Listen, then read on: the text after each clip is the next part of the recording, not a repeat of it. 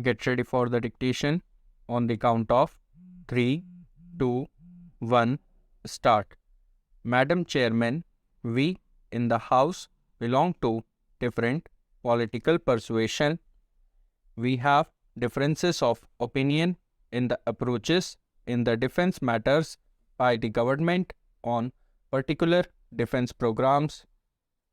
But there has always been, and there is today also, a rare unanimity among all members in our affection and respect for the fighting men of the defense forces, whether they be in Siachen Glacier, whether they be in our desert frontier, whether they are on the high seas or fighting in the air.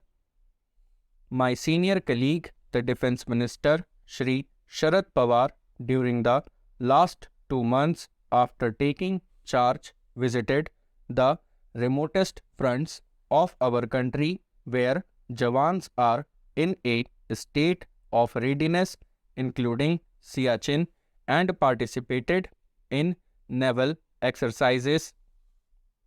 He has also taken pains to visit our workers in our defense production units and scientists in the research and development units who are giving able support to our defense efforts.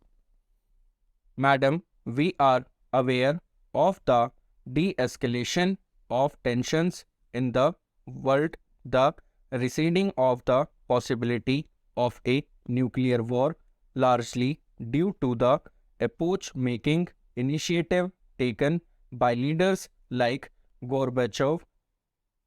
But then, as far as India is concerned, we have to live with the geopolitical regional situation and our threat perceptions in our immediate environment, which are of an extremely serious nature.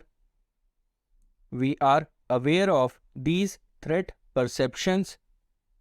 We are aware of Pakistan's nuclear capability and program, and we are aware of the rate at which Pakistan is arming itself, the way they are acquiring more sophisticated arms from the United States, China, and even the reported acquisition of Iraqi tank from Saudi Arabia. We are all only too much aware of their involvement in destabilization of our country in Jammu and Kashmir and Punjab. We are also aware of the military developments in China. I do not want to go into the details, but I would like to assure the honorable members that a very detailed and systematic assessment of the strategic and technological environment faced by this country has already been prepared by the defense planning staff and the concerned ministries, including the Ministry of External Affairs. It is in a process of detailed discussion in the Ministry of Defense. After finalization of this document, it will form the basis for determining our principal security objectives and planning strategies in our defense during the 8th 5-year plan. I, as the Minister of State in the Ministry of Defense, had recently an opportunity to visit the Soviet Union and chair a meeting on Indo-Soviet defense cooperation.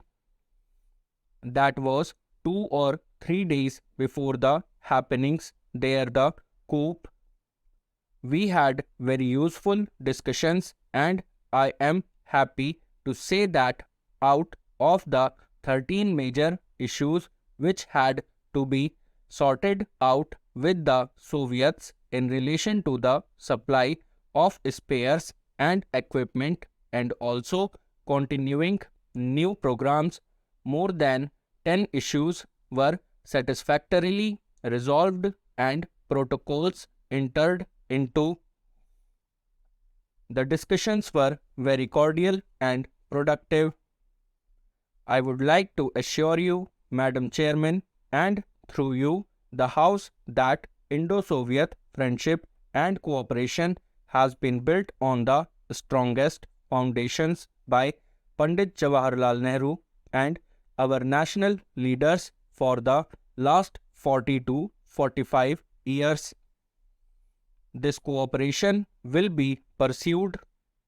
I would not like to say dependence on the Soviet Union as far as our armaments, equipment or technology is concerned, but I would like to say that this cooperation is based on mutual respect.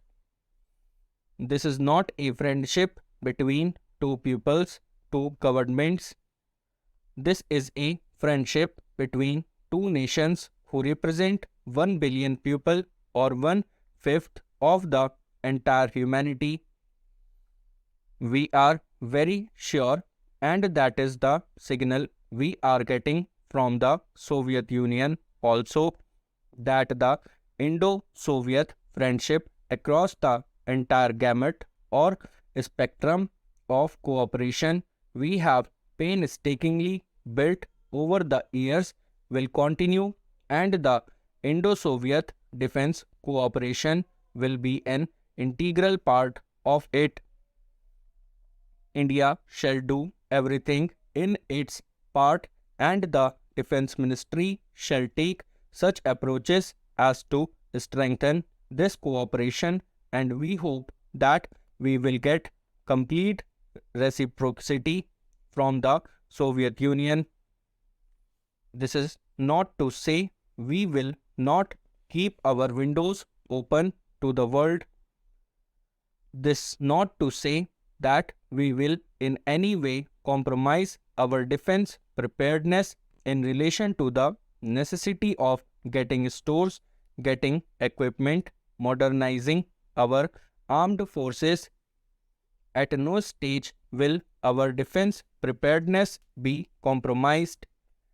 Madam Chairperson, we are all aware of the constraints of the defense budget. It is a part of the constraints of the overall budget of the nation.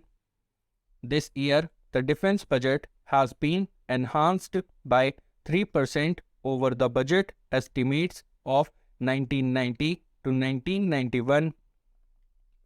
This is less than the amount suggested by the Committee on Defense Expenditure, which was formed to curtail defense expenditure. This is much less than the demands projected by the services and the agencies under this ministry.